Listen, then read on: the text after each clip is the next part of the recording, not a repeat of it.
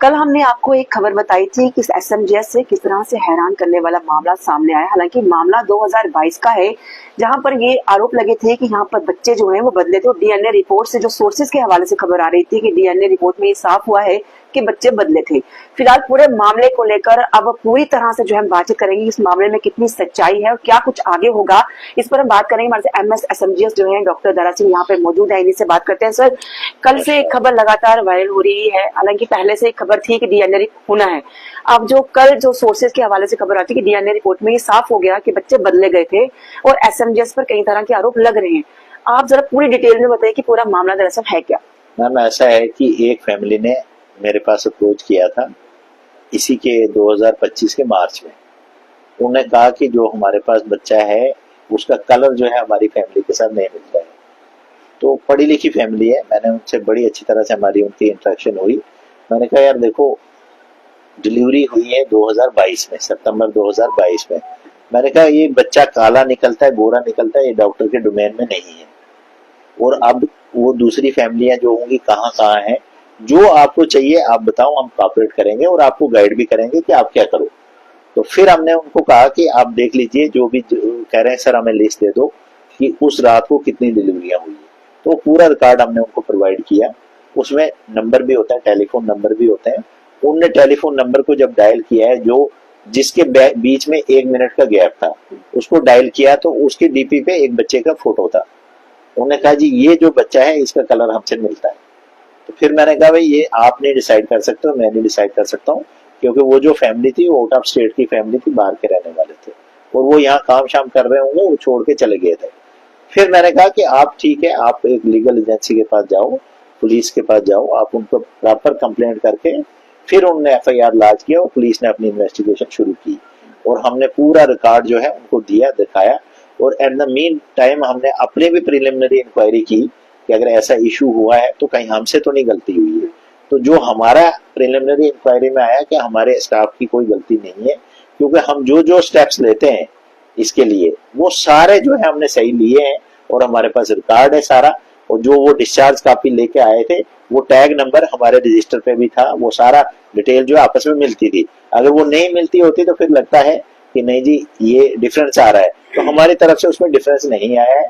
और दूसरी ये बात है कि जब दोनों फीमेल है, अगर हाँ मेल फीमेल होता तो जरूर बंदा शक करता है कि किसी स्टाफ ने कोई ऐसा मिलके किया होगा।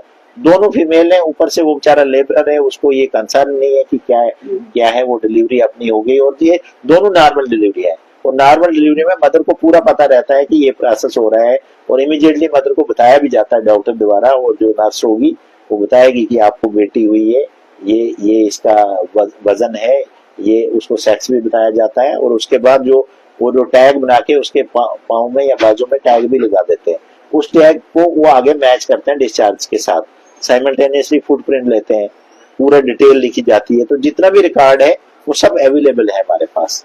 बट अब ये मैटर ऑफ इन्वेस्टिगेशन है, पुलिस इन्वेस्टिगेट कर रही है। अब जैसे हमें भी पता चला कि डीएनए तो कराना ही पड़ेगा, इसके बगैर तो चारा नहीं है।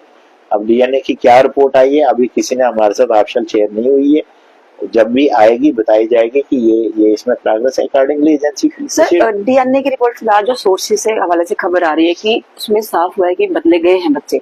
तो अगर अब आपके साथ अगर डीएनए की रिपोर्ट जो है वो ऑफिशियल तौर पर शेयर होगी और ये समझ में आएगा कि वहाँ बदले गए हैं, तो क्या फिर आपकी तरफ से कोई इंक्वायरी दोबारा होगी?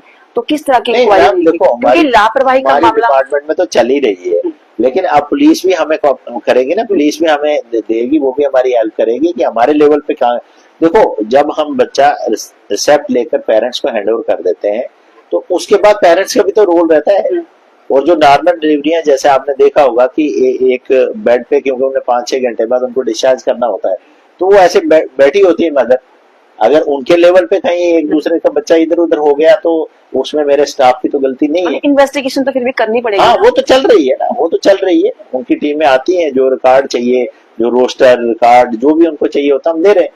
क्योंकि सर, हमने देखा कि बहुत सारे मामलों में इंक्वायरीज बिठाई जाती है, इंक्वायरीज होती हैं, लेकिन बड़े सारे इंक्वायरीज के रिजल्ट सामने आते नहीं। तो क्या इस तरीके से ये मामला कुछ ऐसा नहीं है मैम, ऐसा नहीं है। देखो, इंक्वायरी हमारी तो चल रही है, दूसरा ये है कि उनका भी इन्वेस्टिगेशन चल रही है। अब जो भी ये मामला हुआ इसको भी हम एक किसी भी प्रॉब्लम को हम लर्निंग एक्सरसाइज ले रहे हैं। अब हमने कुछ और स्टेप्स लिए हैं कि और भी सख्ती की जा सकती है ताकि दोबारा ऐसा इंसिडेंट नहीं हो। अब उसमें जैसे मैं आपसे शेयर करूंगा कि हमने वो जो रजिस्टर का फॉर्मेट था उसको थोड़ा चेंज किया है और वहाँ स्टाफ की शॉर्टेज थी उसको इंक्रीज किया है। अब वहां पर मैंने आर्मी का एक्स सिक्योरिटी जो है वो सुपरवाइजर लगा दिया है राउंड द क्लॉक कि जब भी हैंड ओवर करेंगे आप भी रहेंगे वहाँ। अब हमने ये भी कहा है कि हम उसका फोटोग्राफ ले लेंगे, फादर का और बच्चे का फोटोग्राफ ले लेंगे देती बार, जो भी वो कपड़े लगाएगा लगा के उसको देंगे, उसको फोटो लेंगे, वो भी हमारा रिकॉर्ड को स्ट्रेंथन करेंगे। देखो हमने भी ये पहली बार ऐसा इशू देखा है तो हम अपनी तरफ से तो पूरे स्टेप्स लेंगे।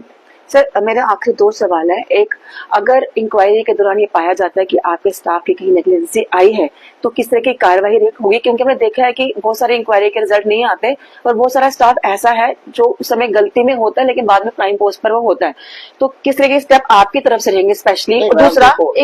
दूसरा एसएमजीएस अस्पताल जो है ये बड़ा बच्चा है, कहीं ना कहीं जब इस तरह की खबरें वायरल होती है तो कहीं ना कहीं लोगों के भरोसे हिलते हैं, तो उस तरीके से लोगों को आप क्या कहना चाहें?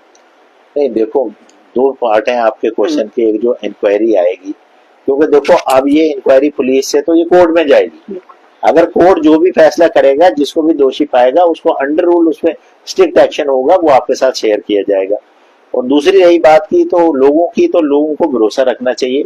आपका स्टाफ, ये आपका अपना अस्पताल है, पूरा कॉम्पिटेंट है।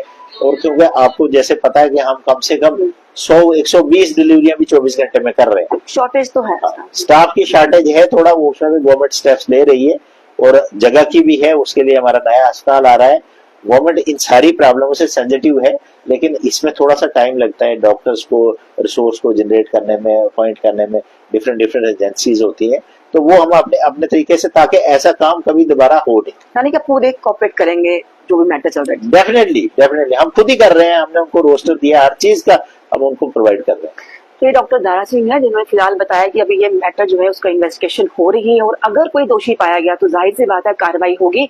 लेकिन सबसे अच्छी बात है, हालांकि खबर है कल से वायरल हो रही है और आपने सुन लिया कि दोबारा आगे फ्यूचर में इस तरीके के मामले सामने ना आए, इसको लेकर एसएमजीएस जो अस्पताल प्रशासन है उसकी तरफ से कई सारे कदम उठाए जा रहे हैं ताकि इस अस्पताल पर लोगों का जो भरोसा है वो भरोसा कायम रहे। कैमरामैन सारिता चन्ना जब